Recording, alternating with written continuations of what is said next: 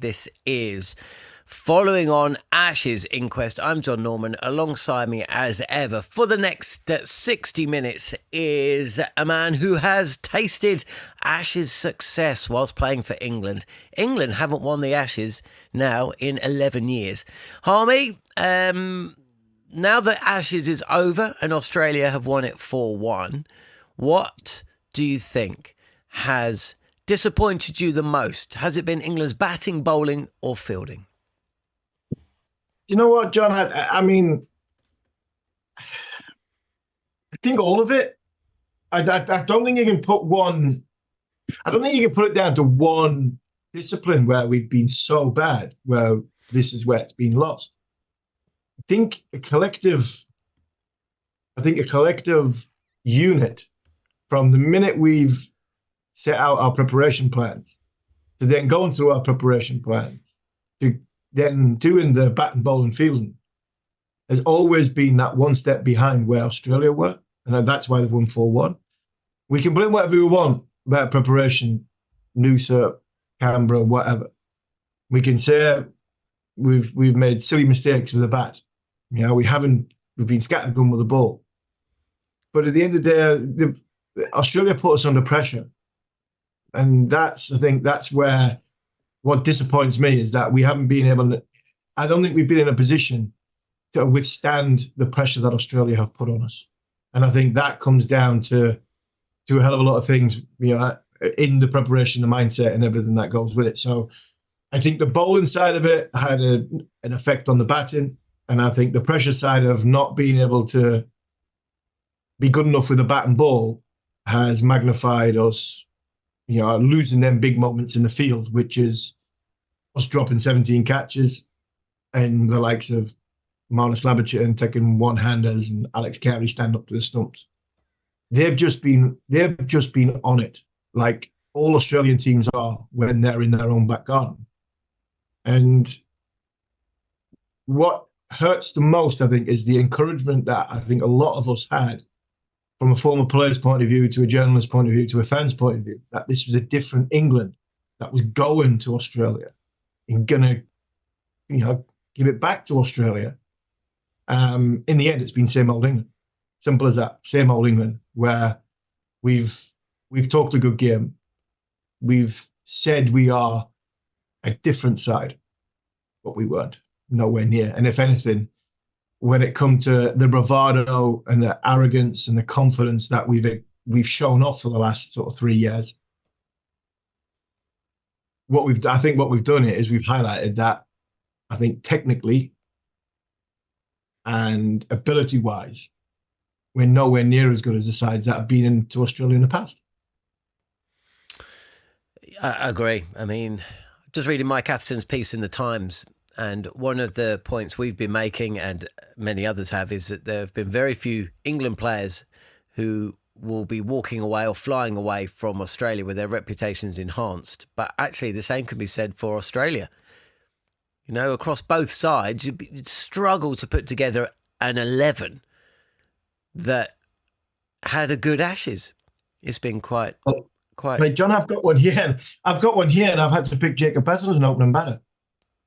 I've had to pick Jacob Bethell as an opening batter, because if you want to pick a 1 to 11 from positions played, unfortunately, I couldn't pick a best. I couldn't pick a best 11 out of 5 Test matches and have Zach Crawley, Ben Duckett, or Jake Weatherall in it. Yeah, you just couldn't. They've been not good enough. You know, Travis stands out. You get Smith in at 3 because he batted at 3 in Perth. You know, a little bit of poetic license. You know, Bryden Carse is. You've got Bryden Carse, Josh Tongue, or Jofra Archer for one of the only bowling slots that Australia haven't been able to fill if you don't pick a spinner, because bowling's been better than any of ours. Stokes being the best player on show. Nisa has been better than any of ours. So, I mean, Bryden's got some criticism because he's been expensive. But like we said yesterday, he's been there for the whole 5 Test matches. And Josh Tongue is probably 50-50 between him and Carse, who was probably the one from an England bowler's point of view that would get into a combined 11 for the Ashes. But when you look down the list, I mean, you got Ben Stokes in, he averaged 18, but he was better than Cam Green when it comes to the all-rounder. So, I mean, all in all, it just hasn't. The numbers, I think, reflect what the series has been, which has been, I think, a good series when it comes from Australia's point of view, but it's been a one of very, very poor quality. The pitches haven't helped. No, the pitches haven't helped.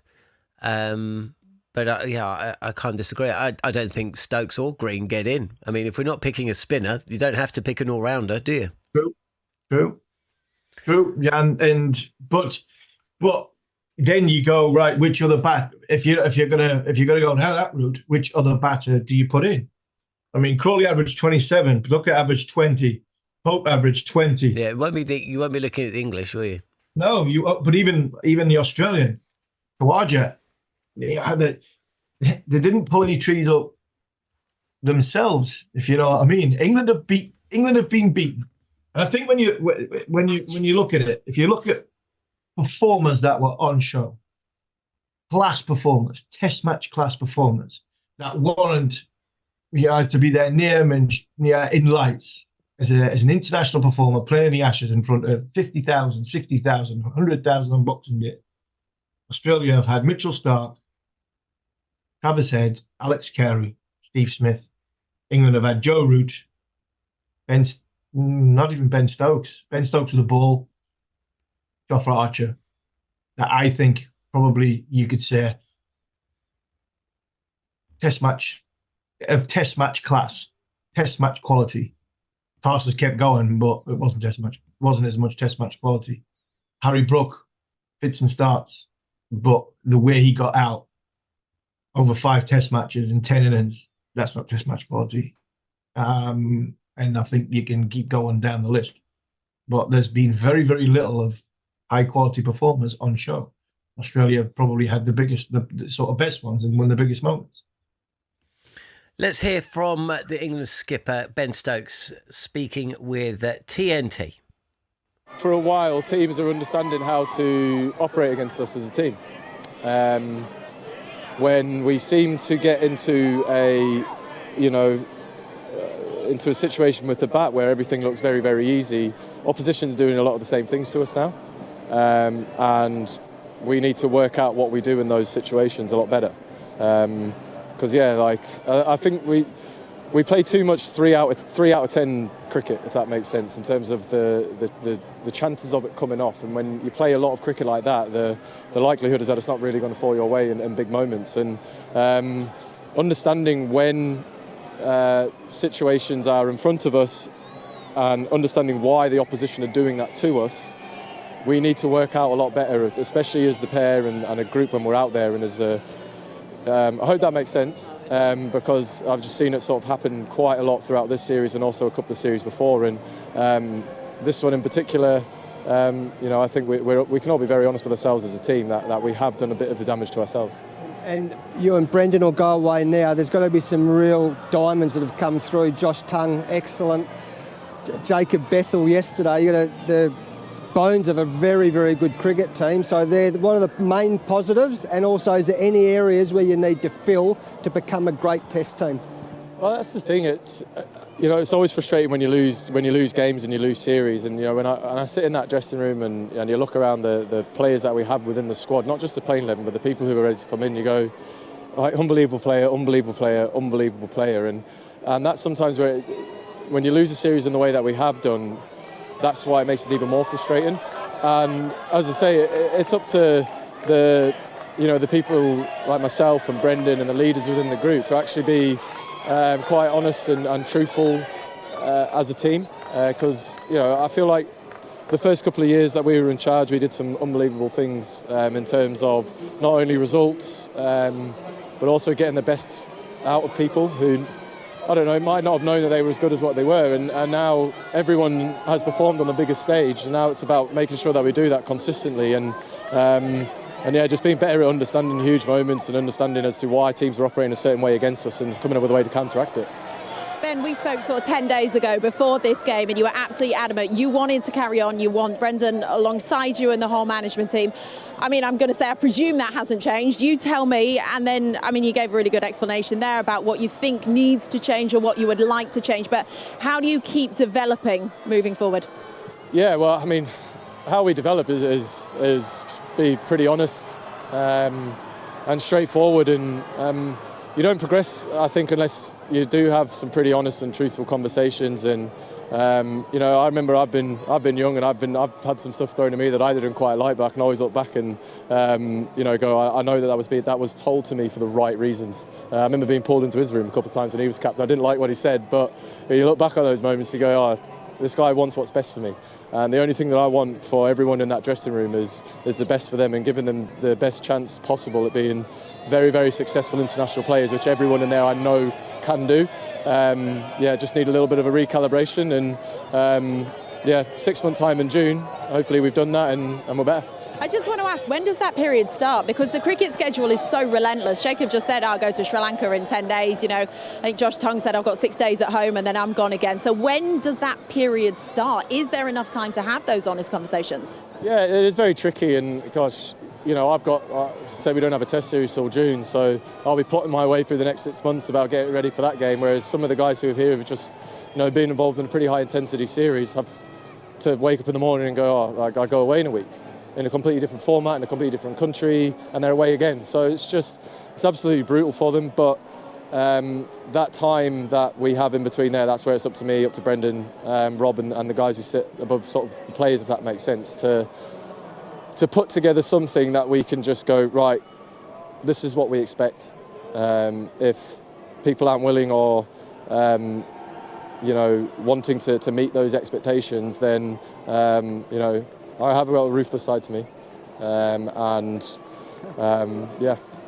Well, we've seen that in Australia. We've seen the ruthless side to you. So, and from Australia's point of view, we see it. We see you've been a great warrior, mate, and it's just great to, you know, if you get those right people, mate. I think this team could become a really great cricket team. No, I definitely agree with you. And again, we've got the right people, JL. It's about using the people that we have in there with experience, and you know, I just want to push these guys as far as they can, and yeah, there's a lot more than just sort of what goes on out in the field and all that kind of stuff that I think I can do a much better job at as being captain and as a leader. And you know, we made some big mistakes out here on this tour as players, and you know, I hold my hands up and say I've made some mistakes as captain throughout this as well. So you've just got to be big enough and brave enough to tell yourself that as an individual. And this isn't a blame culture or anything like that. As soon as blame culture starts creeping into anything, that's the downfall of everything. It's about taking responsibility, ownership, and really understanding where we're at the moment if we want to take ourselves to the next level again. Well, thanks to TNT Sports there, Justin Langer and and Becky, I was speaking with Ben Stokes. There's a lot to unpick there, Harmy, but let's concentrate on what he said about being ruthless. Of that England squad that travelled to Australia, who would you hang your hat on being part of the 11 that takes the field against New Zealand, injuries permitting, in June? There's a lot of time. I think we've got to say there's a lot of time between now and June to find out where these players are at. Where's their roadmap into the preparation for what comes with June? What their numbers are? Have they learned from the mistakes? Zach Crawley, I think did NASA say yesterday, I think a couple of days ago, about Zach Crawley. He averages, what is he average? He averages 30 now in 90. That's in 64 test matches. In 90 test matches, you'll still be averaging 30. So you have to ask questions there. I don't think Ollie Pope's in the conversation anymore. Ben Duckett, was he ready for the test match? Was he ready for Australia? Ready for the test series? Didn't have an answer to the sort of the plans that Australia put to him. But I still think he's got enough credit in the bank. Brooke, Stokes, they're going nowhere. Yeah, they're still our best players. I think Jamie Smith needs a period where I actually think get him away from the game. Get him away from the game, because I think that he looked tired, he looked mentally fatigued, and he looked as though he's had a hard few months. But he's still, for me, a top quality player, but what has the Ashes scarring done to him? And then it always comes down to the conundrum of the bowlers. You're only a good captain, you're only a good team if you've got a bowling attack which has got a variation about it, which can take 20 wickets on any given surface in a test series. We haven't got a spinner. I mean, our spinner is fighting as a 22-year-old at his fourth or fifth county. So the mistakes that England have made, we say about which ones are going and the ruthless side. The mistakes that have been made in selection and backing these players and having blind faith towards these players has put England in this position. And I think that's got to change before we work out who is going on the next part of the journey with Ben Stokes. There is a ruthless side. I think Ben might have to look within himself from a ruthless point of view to go, do you know what? When I got to Australia, I was in the best shape of my life. And I think he was. I really do. Even though he got injured in the last test match and he hasn't been able to fulfill his all-rounder skills for 5 test matches. Ben Stokes was ready for Australia physically, and whether he was mentally, I'm not so sure, because we only know that if you get inside the head of that person. The thing I would be looking around if I was Ben Stokes, if you want to be ruthless, look around the room. Was everybody else? Were you ready? Were you fit enough and ready enough? And had you been prepared enough to get yourself ready for that first ball in Perth? And I'm not so sure everybody was.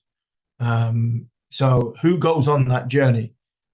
Probably looking at, you start with the basics and go Root, Brook, Stokes, Bethell now probably stays in at number 3. And then you have a bowling unit that you think you can get 20 wickets on. Because the easiest thing in the world would be to try and bluff our way to say, right, Key, McCullum, Stokes have got enough credit in the bank for what they did in the first couple of years to get themselves in a position to put this right. England go and play New Zealand and Pakistan at home and they should win 6-0. Not a problem. We should be winning at home. But if we are just papering over the cracks to give ourselves a chance to go, right, we've learned from our mistakes. Well, I want to see them, have you learned from your mistakes? And that is going to be the $1 million question from the noises from above and the message from above. And that's why I've said consistently on this, we can't throw everything out. And the person for me who should be the one that's held accountable is the one that coaches the side, the one that holds the environment, drives the environment, makes sure the players are prepared, make sure that they're ready and able to fulfill their skills and their duties as a professional sportsman and a cricketer. And I think that's been found way, way too short. They've admitted to it, but I think it's been so catastrophically short that I think that is the one I think England have got to look at from a position point of view of who goes on the next part of the journey. I completely agree. I think Zach Crawley's race is now run. I don't think we will know or see anything more from Zach Crawley, which we haven't already seen and know. He is an inconsistent opening bat who has talent, but essentially hasn't been able to be consistent. And it's all well and good averaging over 50 against Rabada and Bumrah and blah, blah, blah. As a stat was going around this week, if you're averaging 30 after 65 test matches, then, you know, it's time for somebody else to have a go. Yeah. England need consistency. If there's any position where you need consistency, it is within your openers. Not that England have had much consistency, good consistency. I would be very nervous if I was, let's put it this way, Harmy, I think Surrey might be quite strong this year because I think that Gus Atkinson missing the test match after Ben Stokes made a comment about no place for weak men, and he was the only person to get dropped after that test match. I'd be concerned if I was Gus. I would be concerned if I was Jamie Smith. The manner of his dismissals, the quietness behind the stumps, and also he's not a wicketkeeper, you know, and I think that there are some basics that we need to adhere to. Again, opening bowlers, opening the bowling for England, who open the bowling for their counties. Wicketkeepers, I don't mind a wicketkeeper batter or a batter wicketkeeper. That's been the way of the world since Alex Stewart for England. So, it's 30 years now, right? But the wicketkeeper batter has got to be the wicketkeeper batter for their county. And unfortunately, Jamie Smith has been found wanting with the bat as well as behind the stumps. So I would be very concerned if I was Smith, very concerned if I was Atkinson, very concerned if I was Crawley. And you're totally right, Ollie Pope will probably come back, but not now. So Surrey, it could be a huge plus for Surrey. Shoaib Bashir, I mean, good luck to the guy. I think he just needs a county and then just let him bowl. Hopefully he can bowl for 2 or 3 years and then we'll see where we are. Who replaces him? I don't know. I think they'll look at Rue, the older brother, possibly. And then maybe it'll be a Sibley or a McKinney or a Hamid or a I don't know who as opener. In terms of the bowling, the other one, I am hopeful but not expecting Jofra Archer. I still don't know where this England team sit with Archer. Stokes has mentioned the fact that he's put a lot of work in outside of cricket to get to know Jofra. And they've got some business ventures, I think they're connected. And you know what? I think Archer did what he needed to do. Nobody thought he'd bowl more than 3 tests. He bowled 3 tests, and as soon as the Ashes was over, he went home, and that's fine. As far as I'm concerned, there was a lot of noise about Archer, about him going, getting vocal to Steve Smith when the Test match was lost, but very little about Stokes getting vocal, when the series was lost. So that was just noise as far as I'm concerned. I'm hopeful we've seen Archer and we'll see him again, but I'd say there's probably a question mark. And the reason for that is it's not always what Stokes says, it's what he doesn't say. Who were the bowlers that he flagged up? Brydon Carse and Josh Tongue. Rightly so with Carse. You know what a mess his feet are going to be.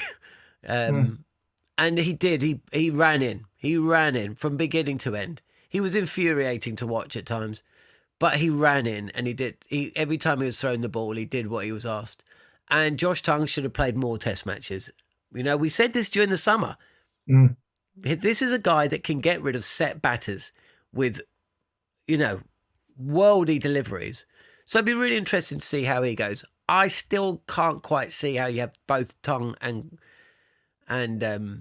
Carse in the team if Stokes can't bowl. And that's the other problem. Stokes batting. It just hasn't been where it needs to be for years. So, yep, I think there's a period of reflection and the ruthlessness will come. Ollie Pope, I think, is probably the only batter that's been dropped mid-series. So, that would be really, really interesting. There's also, of course, question marks about the coach, Brendon McCullum. He also caught up with TNT. Let's hear what he had to say. I've already put my hand up and said that we haven't quite got everything right when it comes to our preparation. That's not just before the first test, but it's also in between the first and the second test as well. I sort of look at, from our point of view, we asked for the whacker. That narrative around us not playing in the whacker and not asking for the whacker is not right. We asked for the whacker. We were told that we couldn't. We were offered up Adelaide, which was going to involve the travel and obviously a completely different surface to what we're going to have at Optus. So we tried to make do with what we had. We had a white ball series in New Zealand, which when it comes to World Cup points as well was quite important, or World Cup qualification. So we went with the preparation, which had been successful in the last 3.5 years, which unfortunately didn't work. It was looking pretty good when we were 50 runs in front after the first innings on the snake pit in the first test match, but we go on and lose, and then I think we ended up losing a little bit of that edge as we went into the second test with the long layover we had. So again, these are aspects which you look at in time and you go, well, how do you make sure that doesn't happen again? How do you ensure that the preparation is best as what you possibly can, keeping in mind that there is no perfect preparation. Teams have come down here before, they've had 3, 4, 5 warm-up games and they've been absolutely hammered. So, there is no perfect preparation, but it doesn't mean that we're not going to look at it and say, what can we do differently next time? How frustrating is that narrative that's been sown that you didn't ask for Perth, you didn't ask the WACA, and because that's certainly what's going on behind the scenes. People saying, well, they've done it's their own fault, they didn't want the WACA. Yeah, well, it's just not true, right? No. So how frustrating is that? Well, it's frustrating if you let it. I mean, in the end, you know what's right and what's wrong, and you know what's true and what's not. We tried to get the preparation that we wanted, and we weren't able to get it. So you cop it sweet and you move on. As coaches, as you said, we love our boys, right? And even though the result hasn't gone your way, you must be pumped about the future with Jacob Bethell, with Josh Tongue, the way Cast ran, and you've got your senior pros, of course. But those are the guys who help us get out of bed in the morning, right? Yeah, that's right, Jay. And that's, I've been just asked before about whether you're keen to carry on in the role as coach, and I am keen, and that's because I believe the progress we made over the last 3.5 years. Keep in mind when we took over where we were at as a team and what we've been able to achieve over the last 3.5 years. Whilst we didn't get the ultimate prize, which is to come down here and succeed, we have become a better cricket team. And if you look at the average age, the amount of games that sit within that dressing room, it is still quite raw. Apart from obviously Rooty and Stokesy, it is quite a young and still yet to mature cricket side, and that's what gives you the confidence and the ambition to be a part of trying to take this team moving forward. And ultimately those decisions around whether you stay in the job, they're not yours anyway. So, as far as I'm concerned, I am keen to carry on, and that's because of the excitement that sits within the playing group and what we could achieve with the side over the next couple of years. Should he stay on then, Harmy? Well, I'd like him to stay on, but I'm just not sure. I'm not sure how he does. I'd like him to stay on because I think he's done enough. If we look at it in the series in isolation alone, then he hasn't really got a leg to stand on. He admitted the preparation wasn't good. He's admitted where England have fallen short, and that large proportions of that are down to the coach. I think if you look at his period as England coach, Brendon McCullum's done a lot of good things.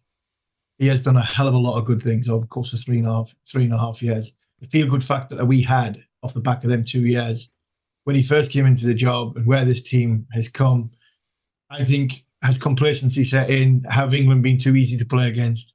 Like what Ben Stokes was saying earlier, have we had far too many blind faith in players like Crawley and Pope and Bashir and people like that?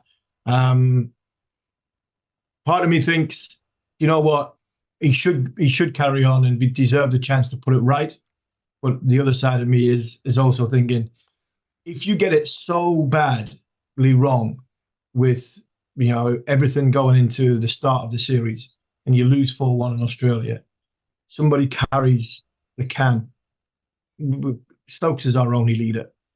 I think, again, looking at Keezy's job, Keezy's done a hell of a lot of good things as well behind the scenes, getting pathways back up and running off the back of COVID when he took over. We've got some exciting young talented cricketers coming through. Rob Key's job is more than just the England cricket team. It's building a conveyor belt to come through, and that is going to be challenged now. So I think that's why I wouldn't like to see Rob Key lose his job. But I think if we are looking for somebody that is probably vulnerable, it would be Brendon. I would really like to see what he does and how ruthless Ben and Brendon can be and what June looks like.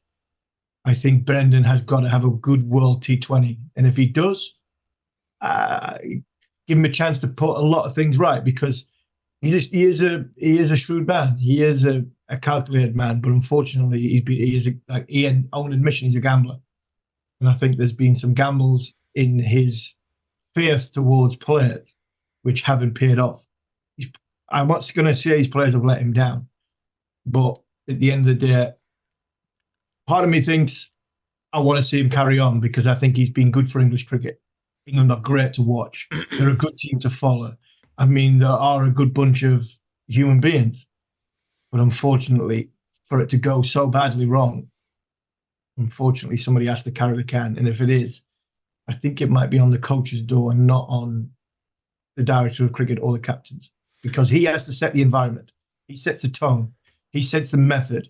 He is the one that make sure that every stone is uncovered, to make sure that we have got everything we need to fulfill our skills as players in Australia, in India, and his record against the best two teams in the world. When we talk about international cricket at Test match level as a 3-team powerhouse, I think that over the course of the last 18 months has been found wanting. Harry Brook is on a final warning about his conduct after a late-night altercation with a bouncer just hours before captaining England on the tour that preceded the Ashes. A story in the Daily Telegraph, which has just landed, timing of which must have been decided a few days ago. Brook was close to being sacked as white ball captain after an investigation by the team's management. Got in an altercation with the bouncer, fined £30,000, the maximum amount possible by the ECB for the incident. We'll talk about that and more. And we're going to cross to Australia, Sydney, speak to Robert Craddock from the Brisbane Courier Mail, Code Sport cricket writer, and joins us on the show. Crash, thanks for joining us on Following on Ashes Inquest. Well, it wasn't close. Couldn't move for players on both sides saying that was the best test of the Ashes. Well, if that was the best test, it doesn't say a great deal for the series as a whole, but we've had a bit of negativity for the first half an hour of this show. Let's have a bit of positivity. From an Australian perspective, Mitchell Starc, fitting that he picked up the final 2 wickets today in the England innings. It's not often fast bowlers get better as they get older, but he is certainly somebody that has broken the mould in so many different ways across the course of his illustrious career. Yeah, John, when he first started, he was in and out of the team. You know, he was regularly dropped. But you know what? Shane Warne called him weak, and that almost became the acorn on his seat that drove him to be everything but weak. You know, his pace, his consistency, his fitness, his passion for Test cricket. I reckon he's surrendered up to $10 million in IPL deals where he just didn't want to play in that competition for 6 or so years so he could play Test. So he's been a dream. He really has. 31 wickets in the series. It's rare. And, you know, that's 5 wickets a Test and playing every Test. So, yeah, he's quite special. Yeah, Crash, I mean, John's talking about positivity. It's positivity. It's 4-1, and it's a comfortable win for Australia. But there's still some huge question marks in Australia. I mean, Weatherall was poor. Labuschagne wasn't the Labuschagne we're probably expecting. Khawaja's gone and retired. Green looks so out of kilter. Don't know what to do with Webster. I mean, the list goes on. Who's going to be your fast bowlers? Because Doggett did all right. Nisa's getting on. Richardson played once. And Lyon's body let him down again. So as much as it was 4-1, there's some questions for Australia as well. Huge questions, Harmy. And here's the thing.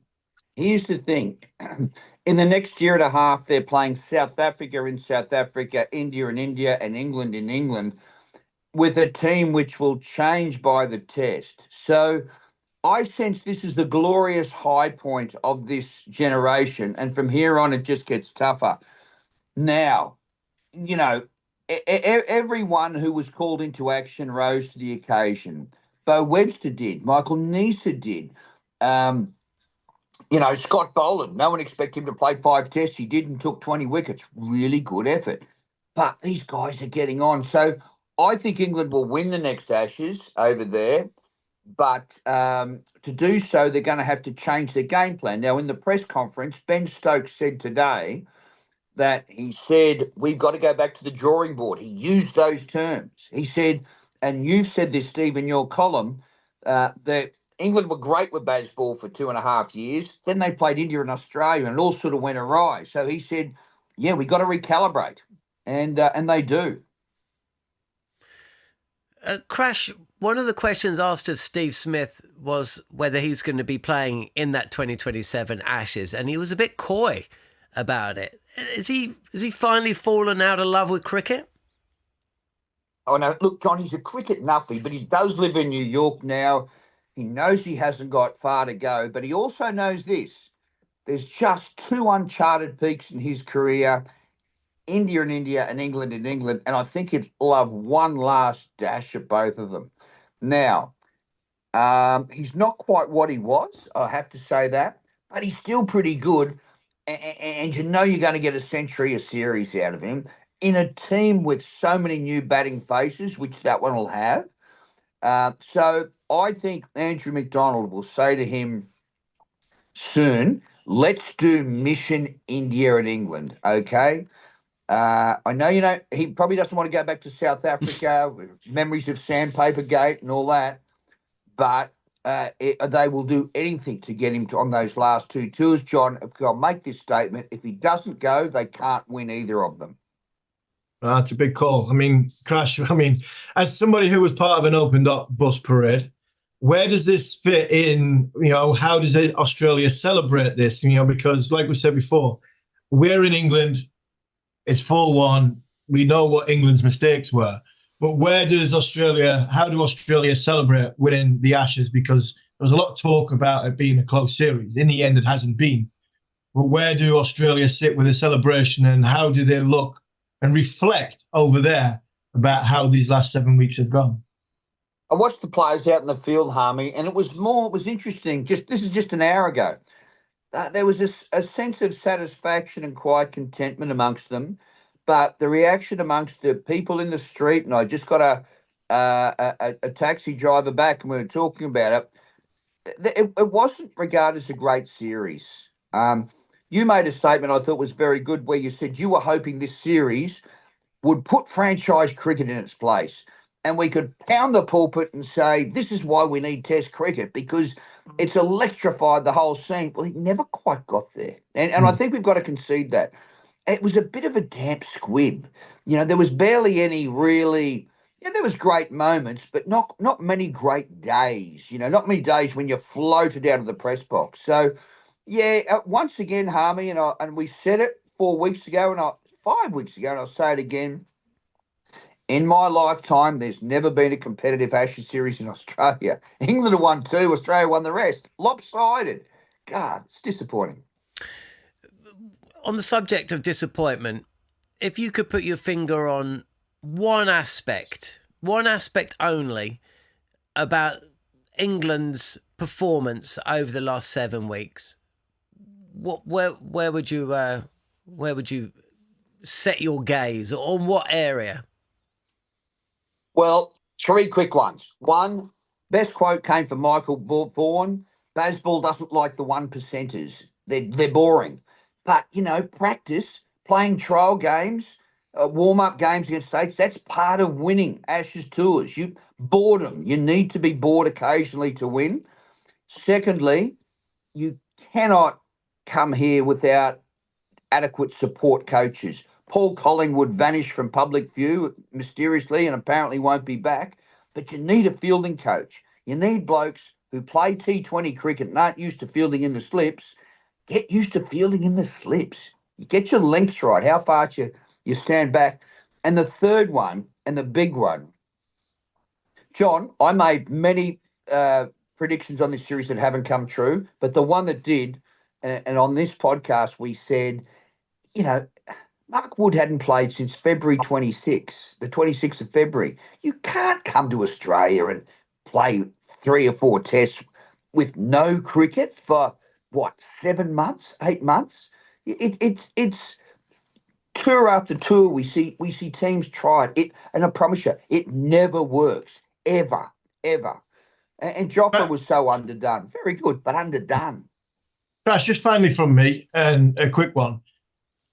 All seen, all done, 7 weeks, 7.5 weeks, 4-1. Do you think England came and thought there's nothing better to do than just turn up? Do you think England came too complacent?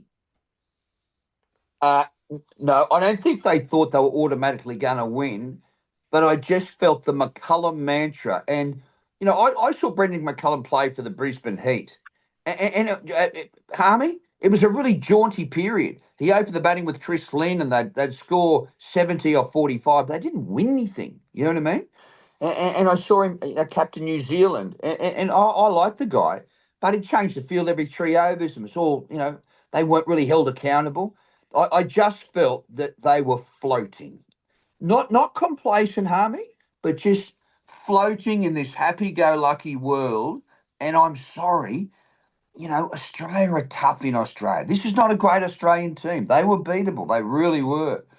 But that you weren't hard enough conditions. Your match plans weren't tight enough. Australia came up with a couple of clever plays, such as putting Alex Carey over the stumps. Really good move.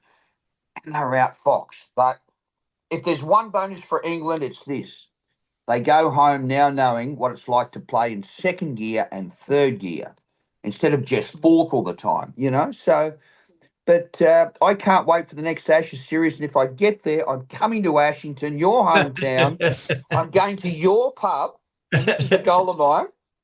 And I'm going to say to the publican, can you find Steve Harmison for me? I'm throwing 200 quid on the bar, and I'm doing a feature on Steve, and I want everyone to tell me a Steve Harmison story. I can't wait. Seriously. To be fair, Crash, if you go in my bar and you ask my publican where I am, I think you'll point in the corner rather than ring somebody up and say, "Can you find where he is?" I just love that thought. I'd love you to come. Crash, it's just one of the things, because I've always loved your family connection. I know you're a granddad. You love your grandkids and your kids. They're all around you there at Ashington. Mate, you won't have a boring day in your life. And I just think I'd just love to see it once and sit there with a pint of lager and just mix among your family and just see the magic of it all. Oh, yeah. Because that's the tours of England. For a lot of Australians going to England, when they used to go to the Copthorne Hotel in Manchester, the Australians had played league cricket, and you'd see the butcher, the baker, and the candlestick maker, who they play with in club cricket, come into the bar. Oh, they were the best of times, I tell you. My life is baseball on steroids. That's where my grandkids, kids, and everything come. So no, I'd love to see you in 2 years' time, friend. Oh dear. Crash, thanks so much for your insight over the course of the last 7 or 8 weeks. You're of course a regular face on the Cricket Collective show, which is also available on the Following On podcast feed. And it's not even 2 years. It's next year, guys. It's actually next year. So we don't have to wait that long, although Crash probably hasn't heard that you stopped drinking, Harmy. So I'll be back on it by then. I'm sure you will. Crash, thanks for everything, matey. You've been absolutely brilliant. Harmy, a story is just breaking about Harry Brook. It sounds like he got into a bit of a scrape in New Zealand.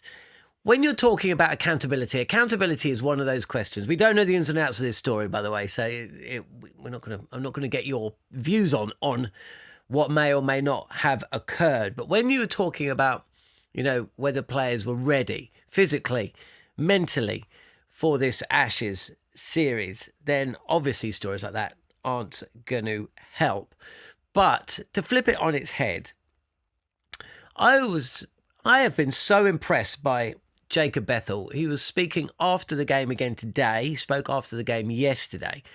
This is a guy who has impressed everybody, not just with his shot selection, his ability to stand up to pressure, his ability to perform on the highest stage, but also he knows his game. He is wise beyond his years. And actually, this is a guy, and I think Simon Wilde wrote this in the Times yesterday, that screams captaincy material way more than Harry Brook does. Yeah, I mean, we don't. This is the thing. The beauty about we don't know what's going on inside. There's two sides to every story. So we don't need to talk about that. But but I think what I'm trying to say is what goes on behind closed doors and what is seen. I think there's two sides to every story. So we let the Harry Brook stuff play out and see where we get to, whether there's more to it or whatever. So I think that's important to see. And what we don't know from inside is that's been on Harry's mind, but you can now see it in performance and play.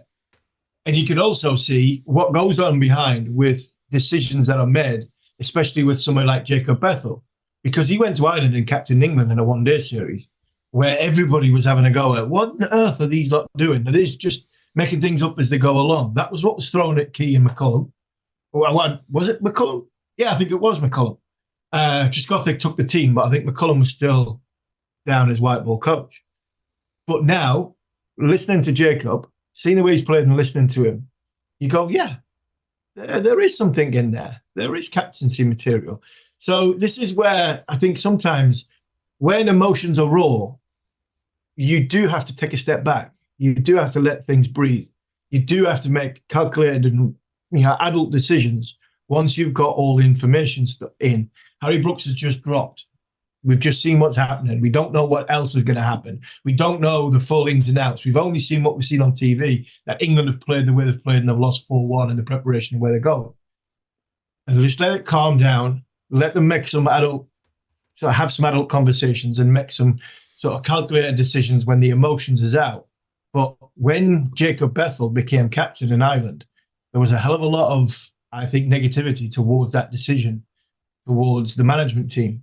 But now, over the course of the last probably 72 hours that he's done the media 3 times at the end of each day, you listen to a young man speak and you think, wow, yeah, there's a head on that shoulders there that is a lot older than its years. And he could be a future captain. But first things first, he's got to get hundreds.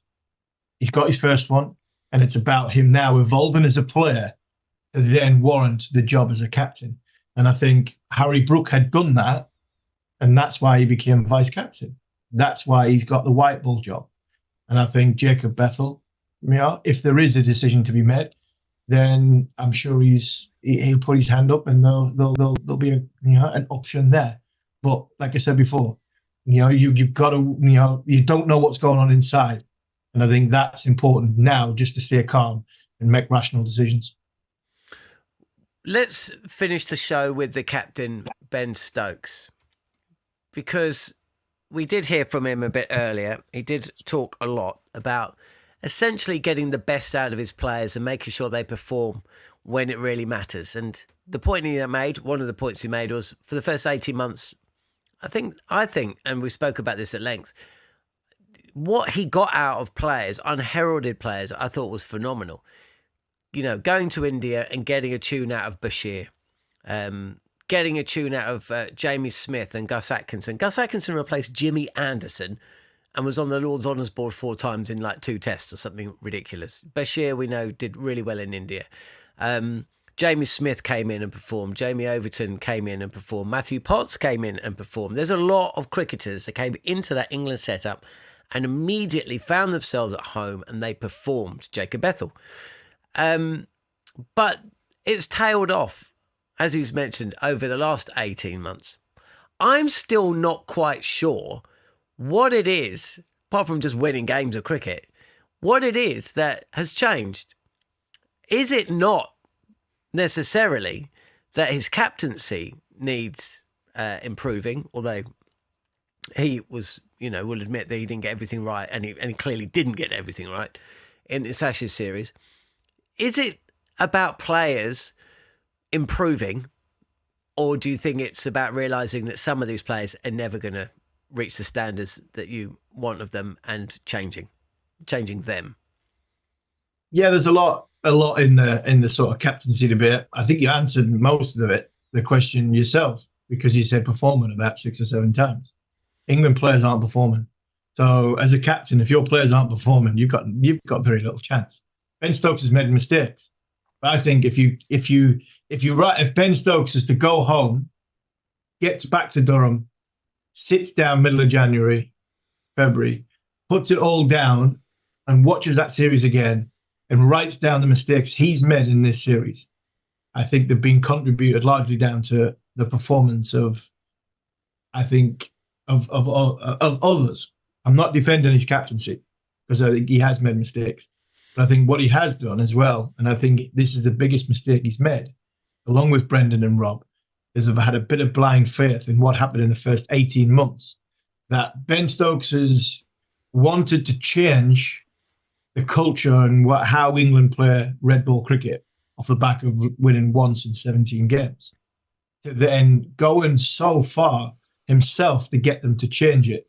He's got them in a position, and he's gone so far with them players and trusted them players that they are the ones I want to take on this next journey. But unfortunately, when it come up against the big boys, them players weren't good enough. Simple as that. They weren't good enough. So then you flip it on its head and you get to a point where for the last 18 months, them players have been battered and been scarred, and confidence have gone a bit lower and potentially believed in their own hype. you then get to a point where you go to Australia, which, like Robert Crash Craddock has said, has been such a tough place to tour for any England player, even in their prime. All of a sudden, you have to nail your performance. And I would imagine a lot of mistakes made by Stokes have been compounded by the performance of individual players in his team, which he's guilty of, Brendon's guilty of, sticking by them when possibly 6 to 12 months ago, the writing was on the wall going, they're not good enough to go to Australia and play technically and mentally against any Australia side. And I think that's his biggest, I think that's probably been his biggest mistake, is that he's molded a team and they've had a bit of blind faith in the players having performed for him. And I think he can look at himself in the mirror and go, do you know what? I did everything I possibly could to get myself, like I said before, in a position to be ready for this test series. Can I say that about all 16 of the members that went on that tour? And I think that, for me, would be the one that would let me down when the lights are off and the door's closed and I'm lying in bed at night by myself. Harmy, thanks so much for the last 7 weeks or so. We'll be back reunited probably within the next... Oh, I'll see you on Monday, actually. We'll do it all over again. So it's not like it's ending. But it's been brilliant. And it's been brilliant having so many people listening and messaging us and interacting with the show and subscribing and downloading and all the things that you do these days. But, it's not ended the way that we wanted it to.